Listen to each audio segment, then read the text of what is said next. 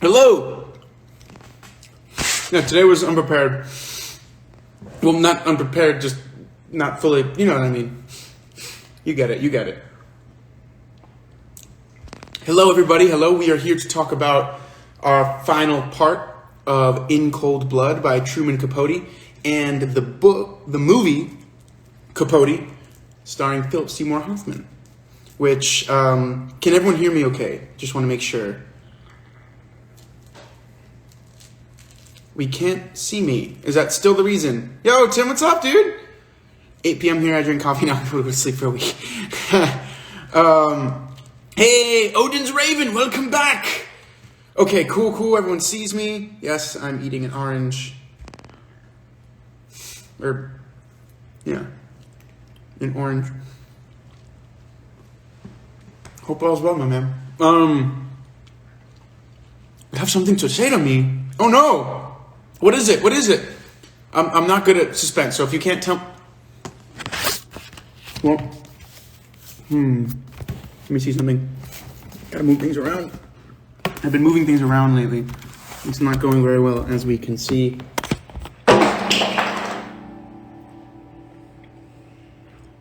Well, is that better?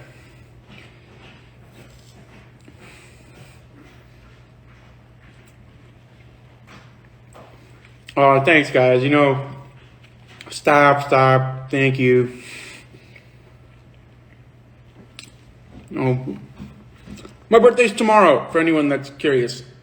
On the 14th.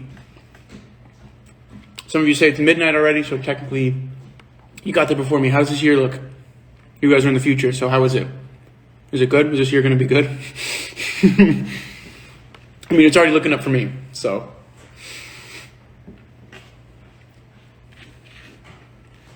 Thank you. So we're running out of time. I was a few minutes late. Okay, stop. Okay, thank you. We've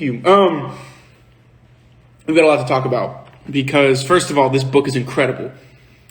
Second of all, this movie was incredible, and I loved tying it to the book. As we noticed, some things were different. In the initial press conference with Dewey in the movie, they immediately announced the $1,000 reward, which we know wasn't announced until later during the search in the book and in real life. A few other things like that. They say Nancy Clutter's diary was written in different colors for different years. But in the movie, they did that with just an image of her diary for different dates. So there were a few things that I noticed that were image specific, alluding to the rest of the book and to the knowledge in the book, but they had to tell the story a bit differently. So I think that's cool that we were at the point where we got to see that. But in terms of understanding more about Truman Capote himself, more about his connection to Perry Smith, and why he wrote so sympathetically towards these men, was pretty cool. Thank you, guys. Thank you. That's Stella. I don't know if you can hear her. The movie was very raw. In the movie, it showed Perry killing all 4 of them, which in the book they kind of spoke about too. I don't know if it was Perry that killed them all, and I don't know if... I have a feeling Perry did kill them all now. I thought him lying to Perry about the title was very interesting. I agree. I think that was an interesting thing. To me, the movie seemed to mirror the book in 4 parts. The initial part where it's him getting into the story and saying, this is my next book. Oh my gosh. And then him kind of getting really into the story, meeting everyone, finally being there, and then him being in anguish with everyone, waiting for it to happen, hoping for it to happen, and then finally the finality of it all when their deaths finally happen, their state-sanctioned murders happen. So I feel like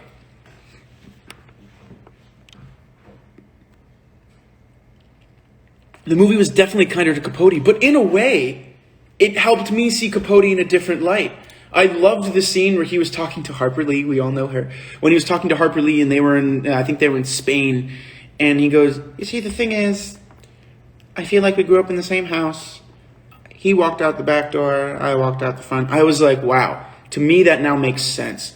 He saw so much of who he could have been in Perry Smith. And I think at first it was about the novel, and then it became about himself. And that was when it was hard, when he saw what the state or what people would think of someone that could have been like him. I think he got himself in too deep and dug a hole into who he could have been. I don't know. I loved that, actually, very much like the book made us more sympathetic towards these characters, or attempted to. I think the movie made us more sympathetic towards Truman Capote, who otherwise, not having read this, looking at his interviews, you would have thought was just an arrogant writer. Instead, you see this very, very hurt man who seeks attention and validation incessantly.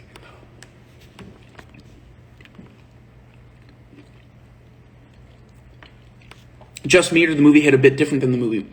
It hit harder than the book because of the raw emotion we were able to see.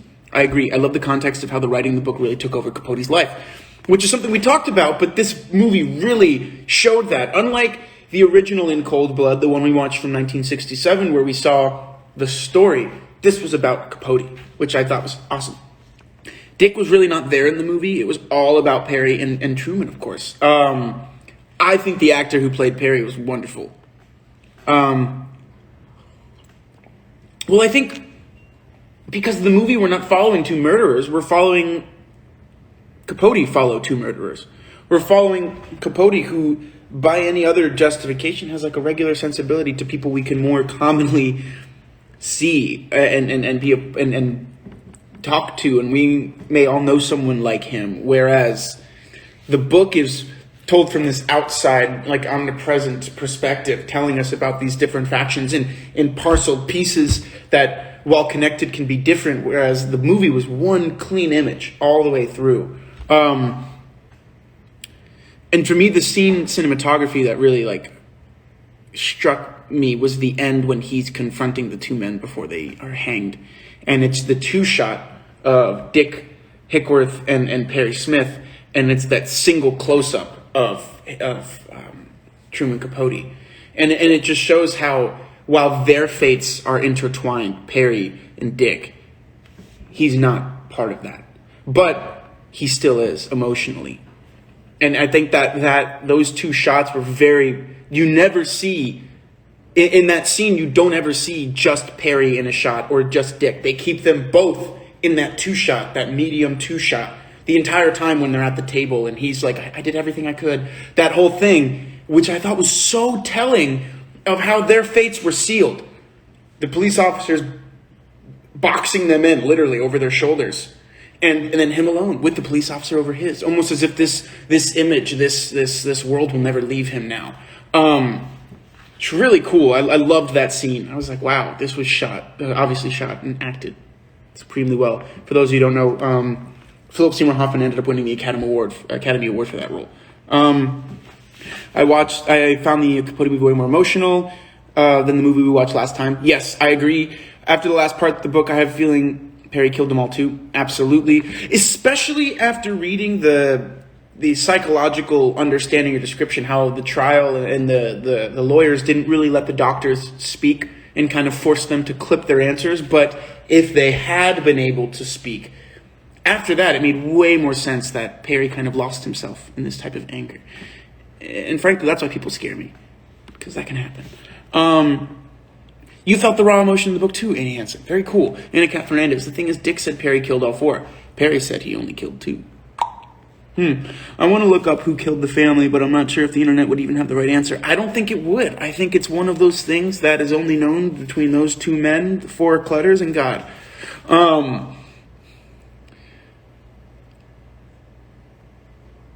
I don't know. Perry would lie to protect Dick.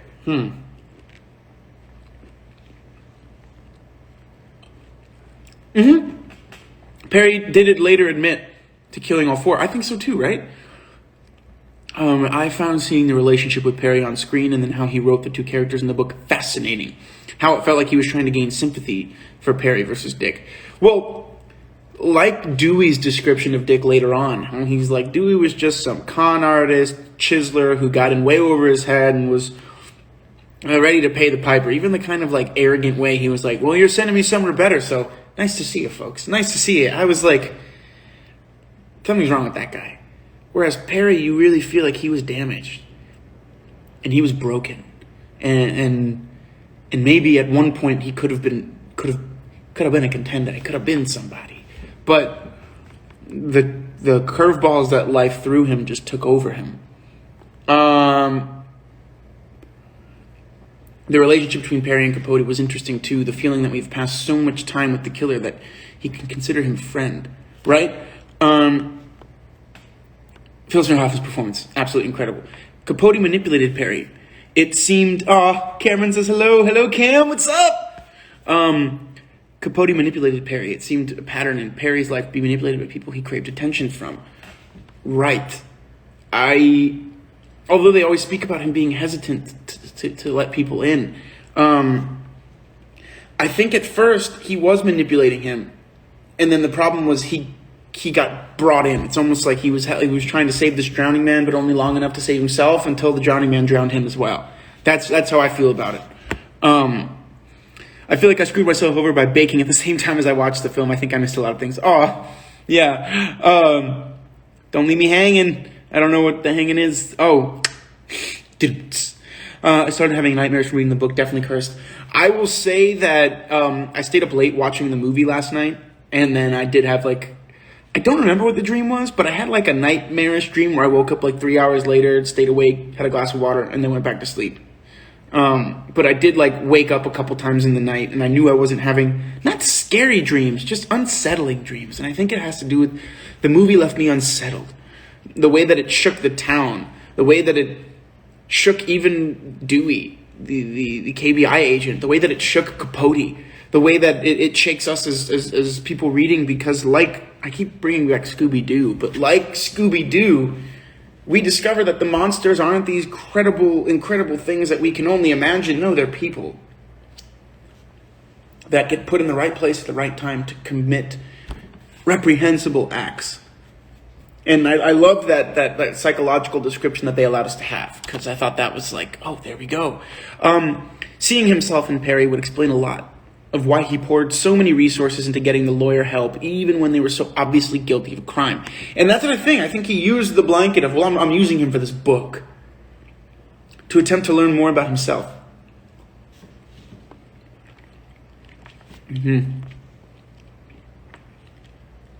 I agree in the beginning, Capote was only thinking about a masterpiece that it could be.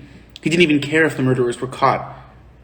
But at the end, he was devastated by Perry's death. Absolutely. That's that complete character arc that I think the movie really talked about. And those two lines are perfect to put button ends on it. I don't really think, I don't care if anyone ever gets caught. And then the end where he was there to witness it. And he's only referenced in the book as the journalist at the very end when Dick Hickworth is talking to him, which I thought was cool. You gained a sense that Capote started to feel part of himself within the killers. Capote was arrogant, all right, but he was also a hurting soul. Absolutely. I felt like Truman was doing the devil's advocate. I don't know about y'all. I also think that was just something that intellectual people employ to really tell people how they feel. I'm just playing devil's advocate. No, you're not. This is you masking how you really feel by using this term to disassociate from this argument. But really, it's how you feel. Not always, but sometimes.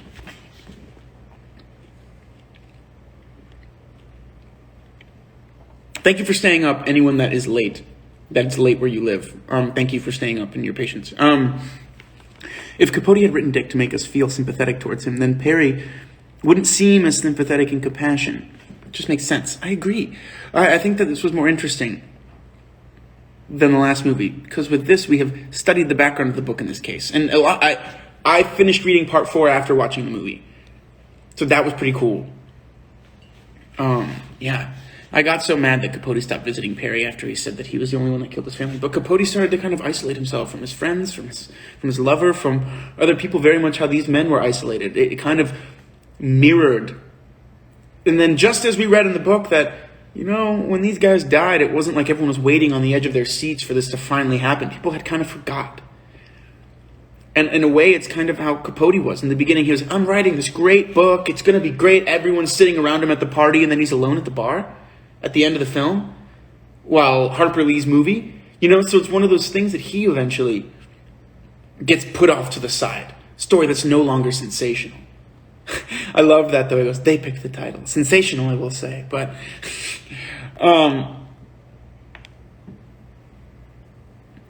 I feel like Capote's arrogance may have been a shield for his vulnerability. Often is.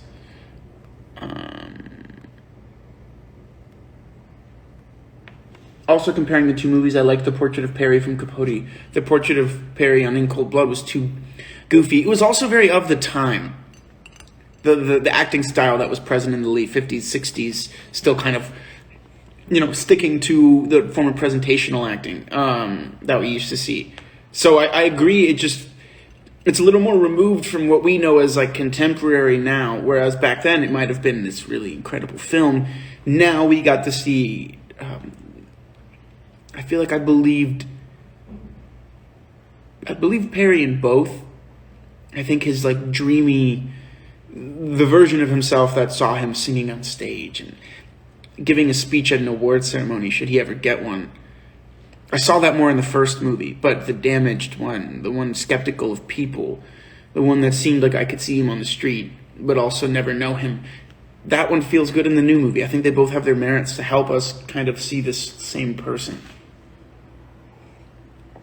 But very cool. The book highlights that Perry showed signs of mental illness. And the experts weren't allowed to say anything more than yes or no at the trial, as the judge had already condemned them.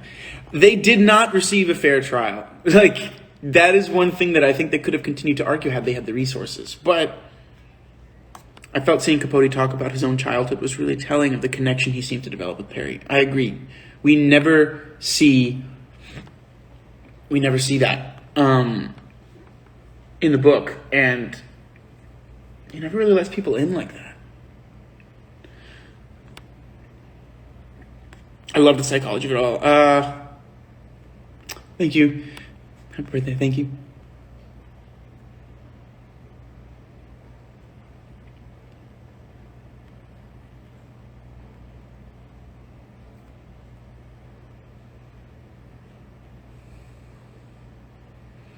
Did anyone else here look up the other inmates in the Death Tract 2? They have interesting stories. I investigated a lot. Lee Andrews, I loved when we learned about him. Oh my goodness. And then I loved when we learned about York, and those guys were really messed up, though. Their pasts were ridiculous. I think Dick was also broken with his pedophilic tendencies. He knew they were wrong, but he couldn't help himself, whereas even though Perry knew that Nancy was going to die, he wouldn't let Dick.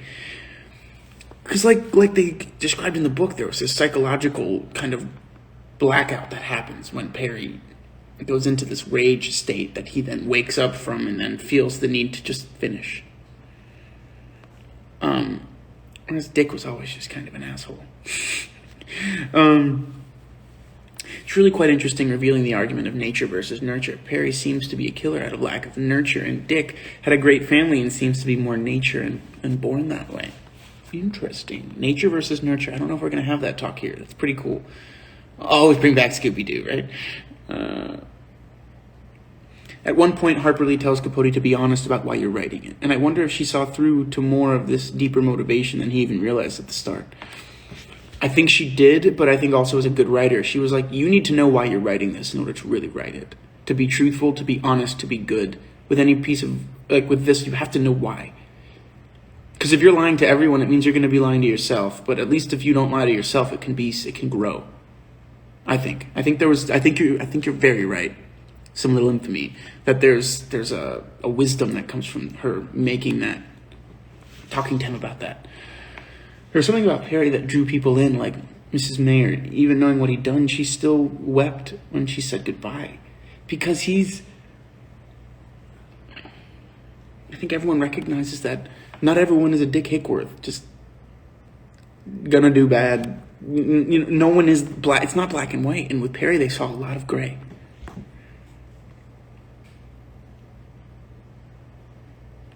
The book and the movie left you with that sensation of fear and feeling of being unsettled, as well as the attraction to all the information which you found satisfied learning. Yeah, I think Dawn, the one who wrote their letter, was right. What happened to Perry could have happened to any of us. It points how everyone is capable of everything. Exactly. So how do you all feel about Perry's death? Yeah. Well, I know that's going to be later in the comments. I'm going to scroll down a bit. One sec.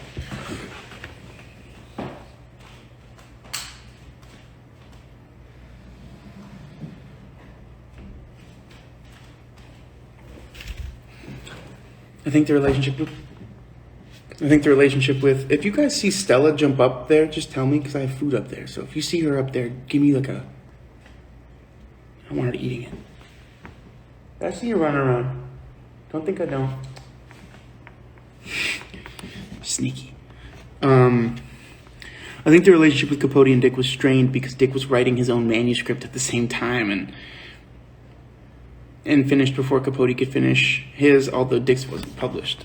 I did not know that, Cat Heritage. That's pretty sick. Perry was diagnosed with mental illness, but what I still don't get is why Dick wasn't diagnosed as well, because he definitely seemed like someone who had it. I don't know about him.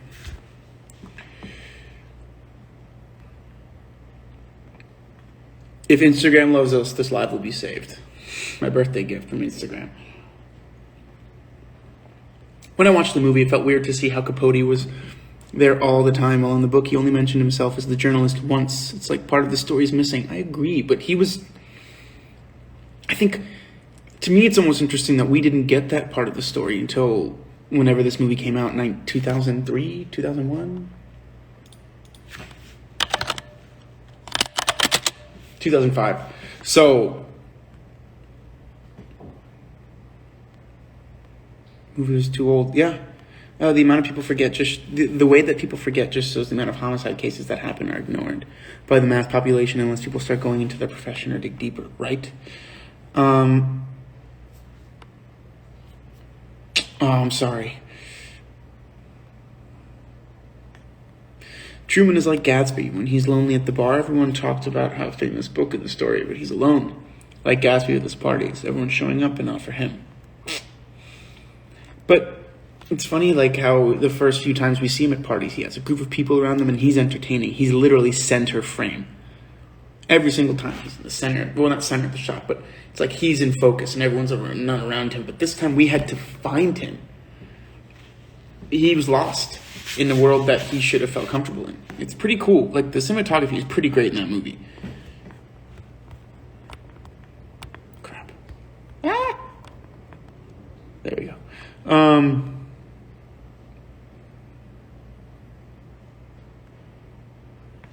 I believe Perry was a product of his environment, but Dick just didn't care. I didn't sense that he had any regard for life while I was reading the book too. It was unsettling.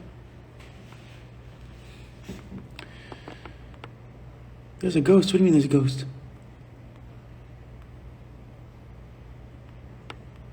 What ghost? What ghost? What are you talking about?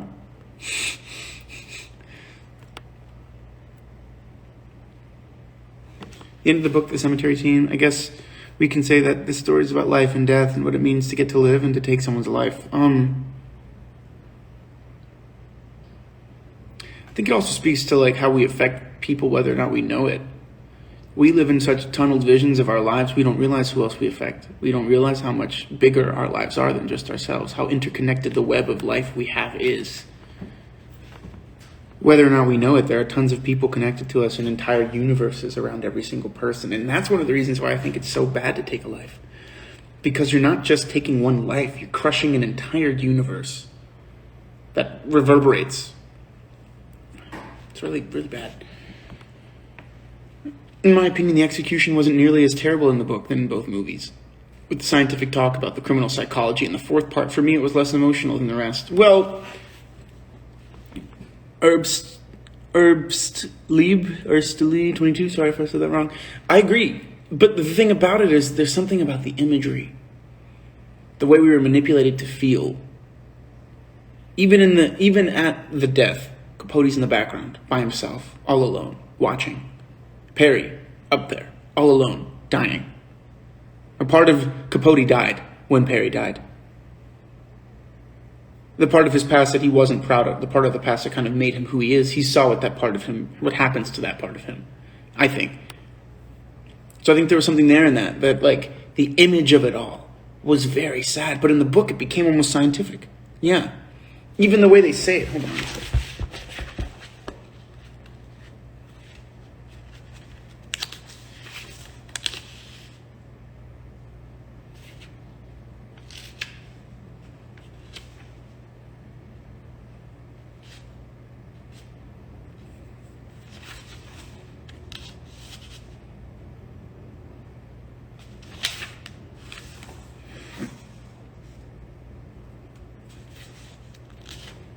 Here we go.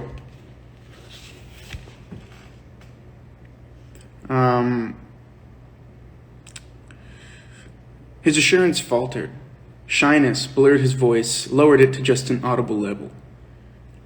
It would be meaningless to apologize for what I did, even inappropriate, but I do apologize. Steps, noose, mask. But before the mask was adjusted, the prisoner spat his chewing gum into the chaplain's outstretched palm. Dewey shut his eyes. He kept them shut until he heard the thud snap that announced a rope-broken neck. Like the majority of American law enforcement officials, Dewey is certain that capital punishment is a deterrent to violent crime. Like, it just carries on. Steps, noose, mask. It just blurs the whole building of him walking up the steps. The image of this little person moving up with these four towering figures, like demons, like leading him to his... the image I thought was just crazy in the movie, whereas in the book, I agree, it became a little more...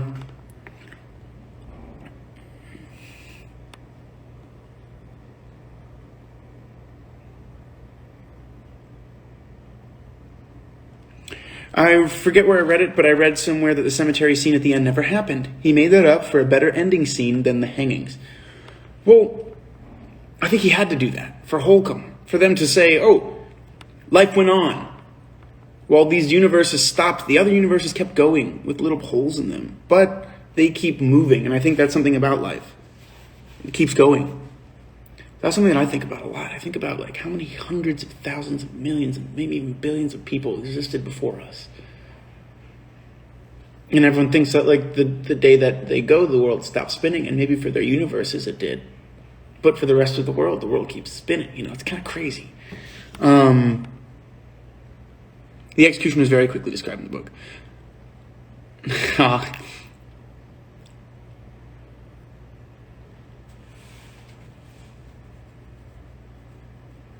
I really like how in Capote it became less about how Dick and Perry's story and more about how their story affected other people. Exactly. Which I thought was kind of cool.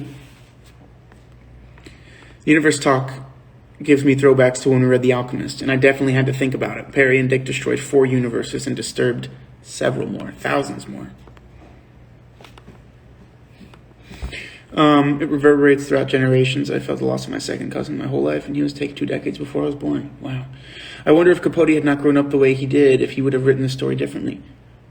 Well, like he said, I wonder what he would have done if he went out the side door instead of the front or the back. If he jumped out the window, if he broke through a wall, but he walked out the front door. Interesting. I would never pick something up like this, and I'm glad I got the opportunity to read with y'all. Hey! Somewhere along the reading and watching, I got the feeling entitled In Cold Blood was much about the execution as it was about the murder. Right? It was bigger than just they killed these people in cold blood. It was how they found them. The murders. They found the people that were murdered in cold blood. How the state executed these men in cold blood. How, absolutely. How he wrote the story. How he had to kind of shield himself from the temptations of either anger or this and had to kind of, I don't know, I agree. It's such a bigger title. That's an awesome comment. I'm mainly just listening tonight, but not feeling so good and quite tired. Oh, I'm sorry. But second, what people are saying, this book has been a great read together because it's so different from our past reads. Exactly. Would it have provided you comfort if Dick was psychologically diagnosed like Perry was? I don't know. I don't frankly feel comfort with either. Whether or not. In a way, it's almost like people need to hear that in order to justify the actions of a person, but I don't think that needs to be... I don't think that's necessary.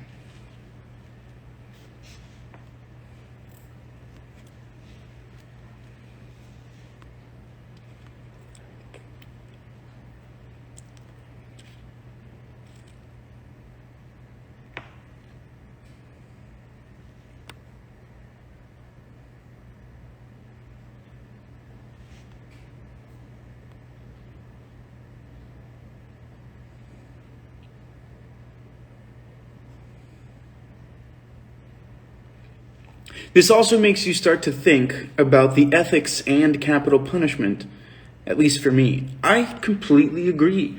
I think Dick Hickworth kind of put it in a very interesting way where he was like, people just... I'm going to see if I can find that really quickly, actually.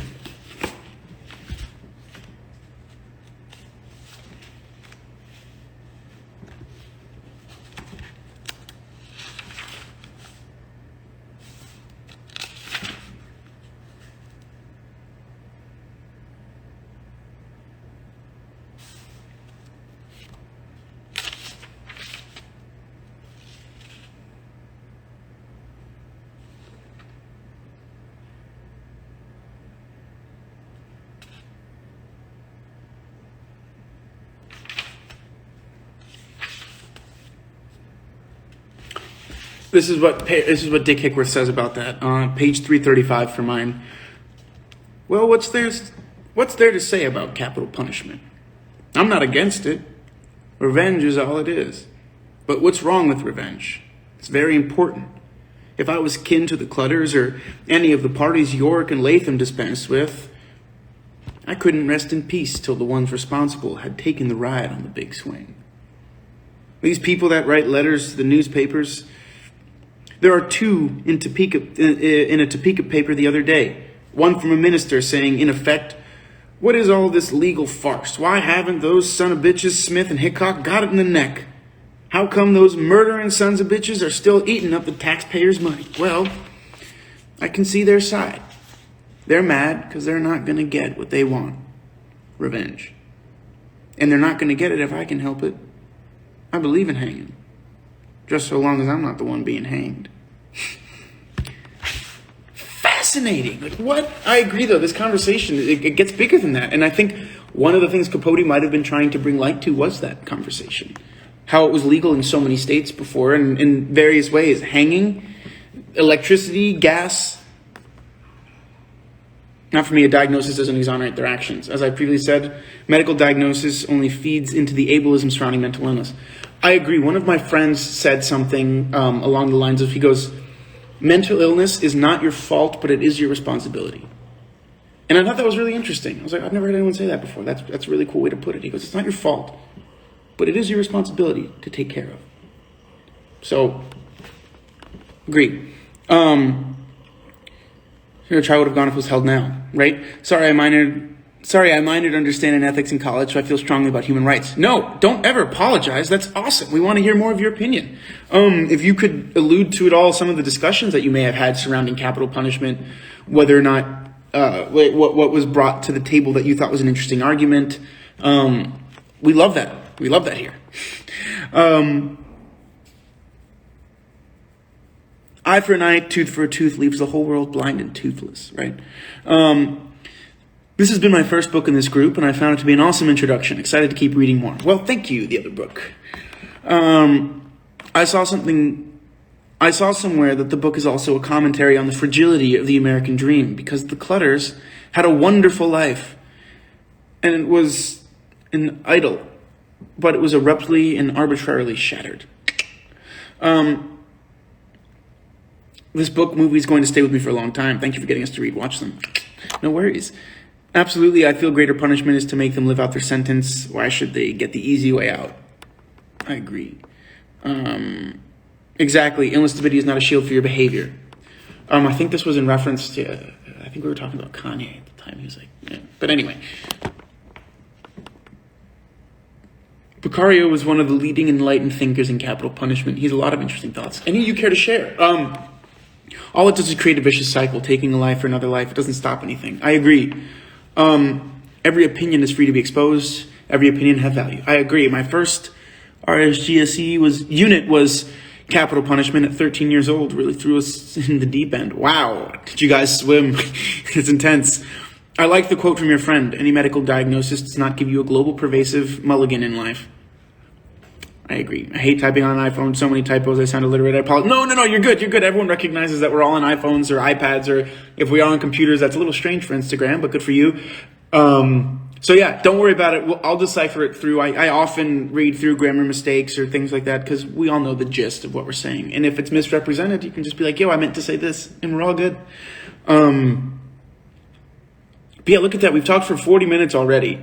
just on these premises that we've discussed in this book. So let's go into the greater aspects of this book to film. I thought it was really rushed in the beginning of the movie. I liked the slow pace that the book brings us into Kansas in Holcomb. Although the first few frames of the movie are the morning, the event, and then it shows you the juxtaposition of what would happen the night before, the night after. I'm on my computer. I take being called strange by Alberto as a compliment. That's right, be weird. Mara Barkley, of course, but their diagnosis or lack thereof should not be a get-out-jail-free card. Correct. I haven't read the book yet, but I've read The Stranger and Just Mercy, which show the issues with the judicial system. These books definitely open my eyes to... Are you saying The Stranger by Albert Camus? Because that would be something we could maybe read in this book club. That's pretty cool.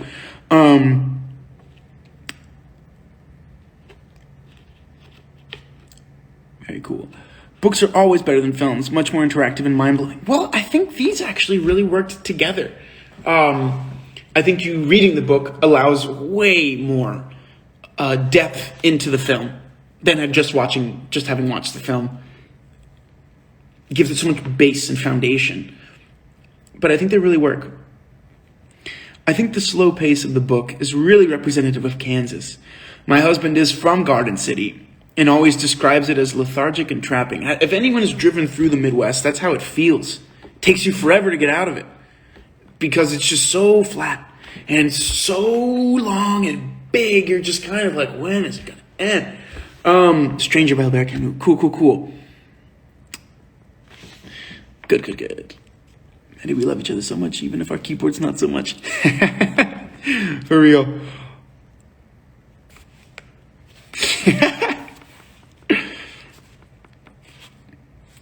I'm trying to see if there's anything else in here that I highlighted or...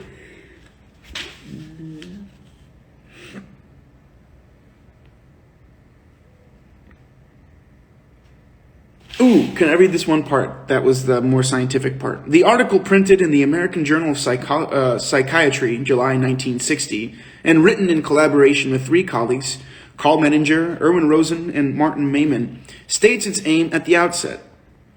In attempting to assess the criminal responsibility of murderers, the law tries to divide them, as it does all offenders, into 2 groups, the sane and the insane. The sane murderer is thought of as acting upon rational motives that can be understood, though condemned, and the insane one as being driven by irrational, senseless motives. When rational motives are conspicuous, for example, when a man kills a person for gain, or when irrational motives are accompanied by delusions or hallucinations, for example, a paranoid patient who kills his fantasy persecutor, the situation presents little problem to the psychiatrist. But murderers who seem rational, coherent, and controlled, and yet whose homicidal acts have a bizarre, apparently senseless quality, pose a difficult problem if courtroom disagreements and contradictory reports about the same offender are an index. I think that's fascinating, and I think that's one of the things, I don't know if it was a movie I was watching or something that talks about this, but this very idea that we humans love binary things. Like, we like to put things in binaries, like yes or no, black or white. But there's nothing in this world that's really that binary. And when we use the mask of, oh, that person was insane, it really takes us off, removes the responsibility as a society to recognize why that happened, how that happened, what role does society have in its happening. It's a real removal of responsibility.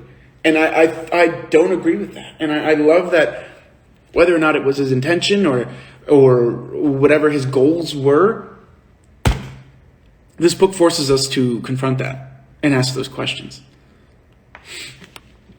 Rational versus irrational is a whole other discussion. Having worked with people with dementia and mental health issues, rational action can be a gray area.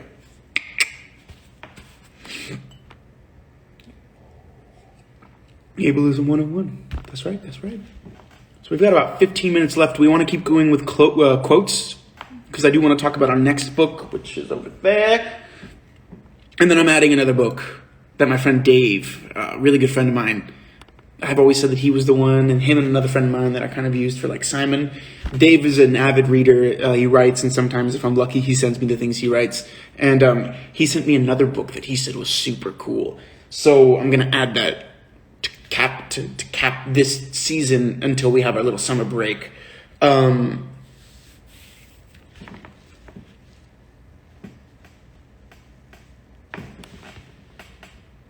Okay, you just keep saying that. I'm like making sure Stella's not up there eating my food.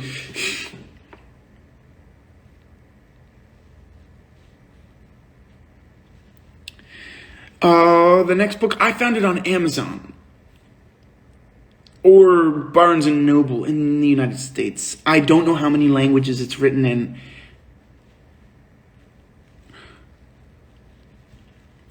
I'm going to grab it. I'm going to grab the last book. Maddie or anyone, can you guys write the next books we have? I know the next one is So You Want to Talk About Race. Then we have I believe 100 Years of Solitude. Then The Fire Next Time. Then How Democracies Die. I want to put one more in there before we take our summer break. I think that's the right order. If I'm not, will someone let me know? Kindle or Amazon, that works. This is your first time back? Welcome. I'll check for EU contingency. Thank you, Lexi. Again, if anyone finds the books and where to purchase them, not PDFs, where to purchase them, let me know on Twitter and I can retweet. Amazon Kindle books works. Barnes & Noble an hour ago. Oh, sorry. Yes, that's the right order. Okay, perfect. Give me 1 second.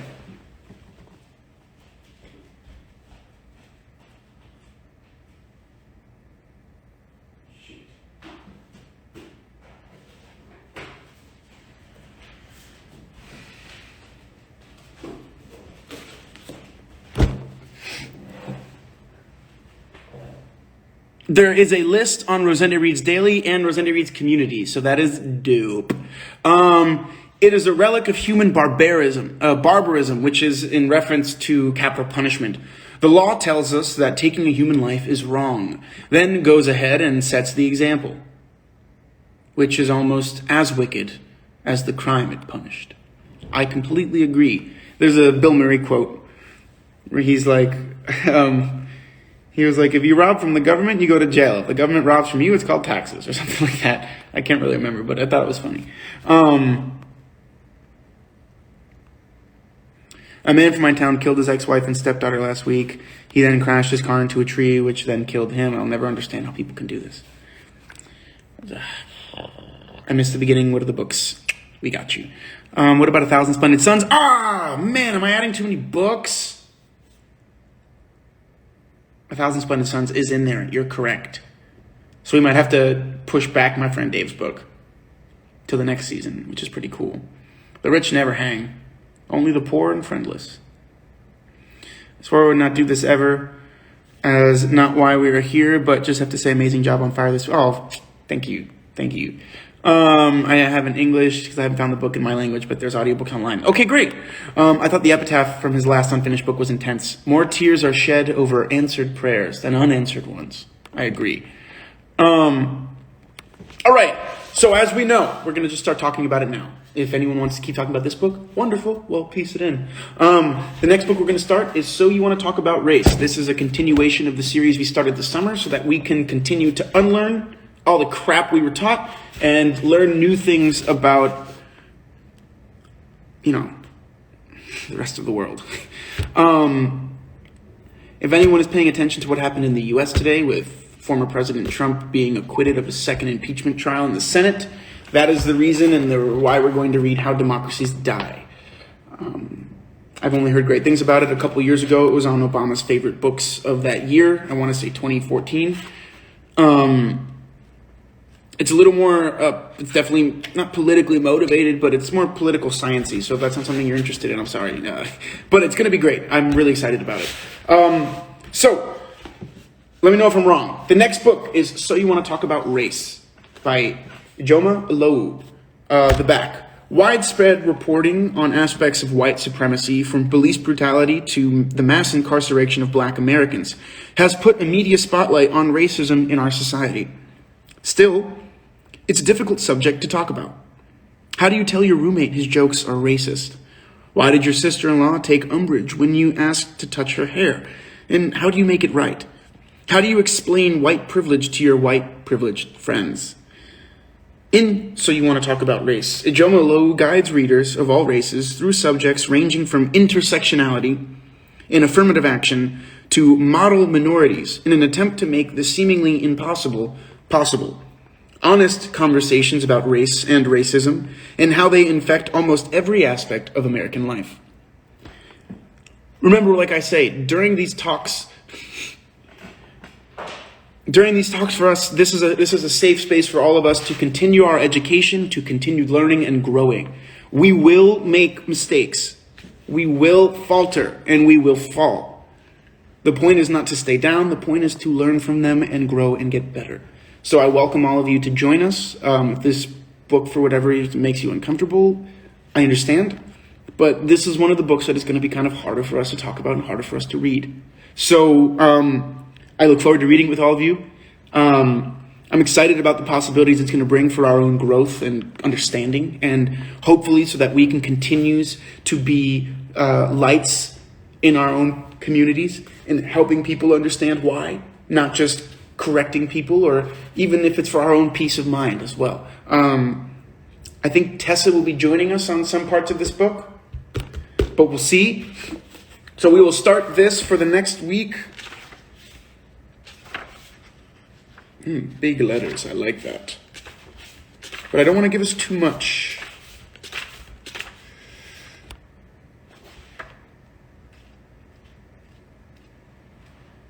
How long is this book?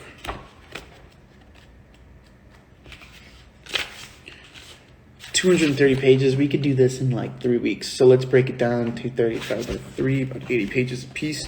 So that's... All right.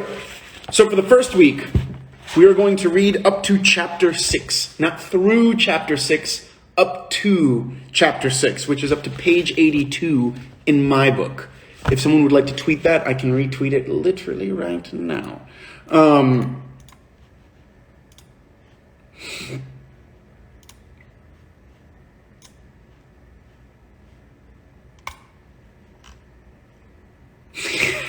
Maddie, I just saw your tweet. Clues everywhere. That's hilarious. Okay. So, up to chapter 6, I want to take this book in a little bit smaller pieces so that our discussions can be a little more insightful and not as rushed through probably important chapters and concepts. Even mostly for myself. I want to make sure I really tackle this. So, as we know, this is our next book, up to chapter 6. The book after that, I believe, was what? 100 Years of Solitude?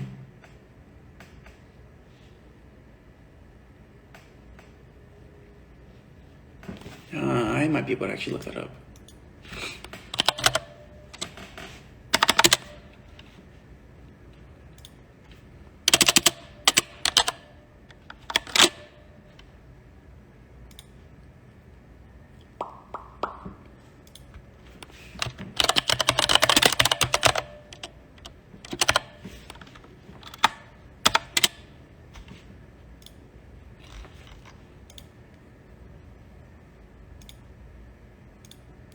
Oh, no. The next book is The Fire Next Time. Ooh, we're doing back to back. Ooh, that's going to be fun. Then 1,000 Splendid Suns. Then 100 Years of Solitude.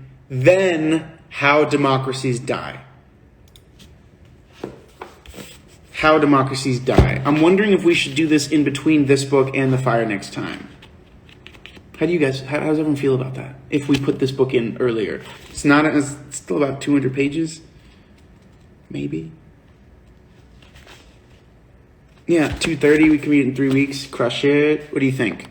Or should we put this at the end?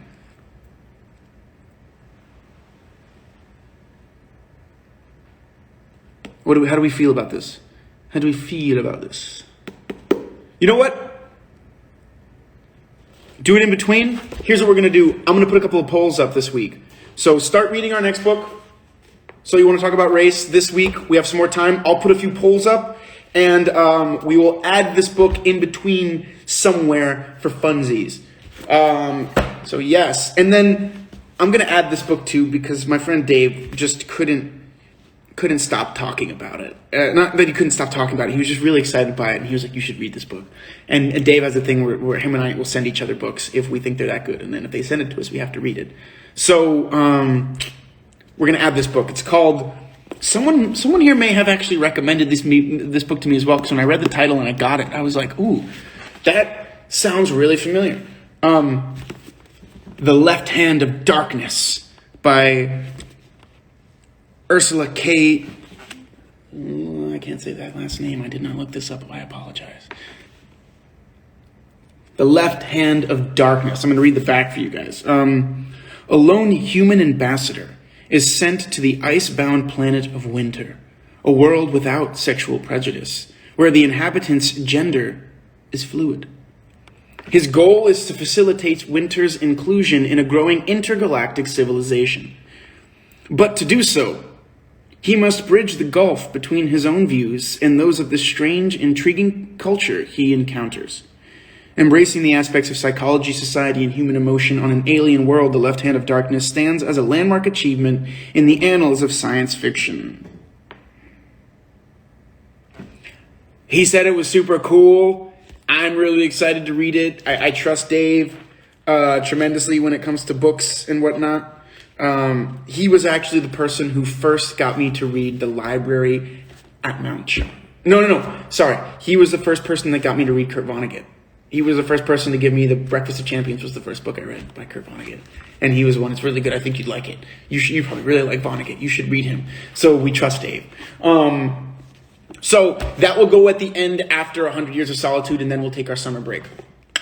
I won't add any more books this year, I promise. I mean, not until next season. But that's season 4 for us. So we have a lot of reading to do. So we've got to keep up. So like we said, I will put a few posts and polls in there during this week so that we can talk about it and figure it out. We have a few minutes left. We have about a few minutes left. I hope Dave, Dave. I hope he writes his book too. I'm excited. I wish someone could spell it out how I should say her last name. Is it Le Guin? Is it Le Guin? I don't know. Love that author. Awesome. What's the book title again? I will post it for everyone to have, but it is The Left Hand of Darkness. The Left Hand of Darkness. That is right. So we will see. We will see. I will not forget it. I will post for everyone. So I'll post the polls about where we should add how democracies die. I just find it incredibly poignant right now, and I don't want us to get too far past this sham of an impeachment trial before we start really understanding the ramifications of what this could mean for our democracy and society as we know it. I don't think that makes me... No, never mind. But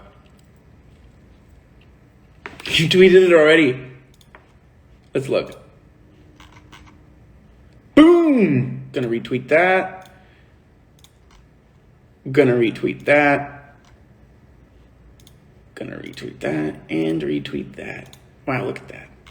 I'm gonna heart these two because, like, why not? Bam. Okay. So, very sad day for the United States. Yes, but we're not going to talk about it. We're gonna move forward and learn and grow. That's really all we can do. So thank you everyone for another incredible book on the shelf for Rosende Reads. This was really cool. Anytime that we can add a novel, a book, a movie book collab like that, I think we will from now on, because I think it's just, that was really fun to have multiple angles through which to see this world. So yeah, thank you guys. Thank you everyone for staying up late. If you're somewhere that's late, thank you for hanging in on a Saturday. Have a wonderful rest of your weekend. Continue to grow, continue to learn, continue to question things, continue to be awesome, and continue to be lights of, continue to be positive forces of change in your communities. We need that always. Again, thank you everyone for the birthday wishes. Have a wonderful weekend, a wonderful evening, and I will see all of you next Saturday when we discuss up to chapter 6 of So You Want to Talk About Race. Until then, good night. How do I get off of this now? There we go. Okay. Peace, guys.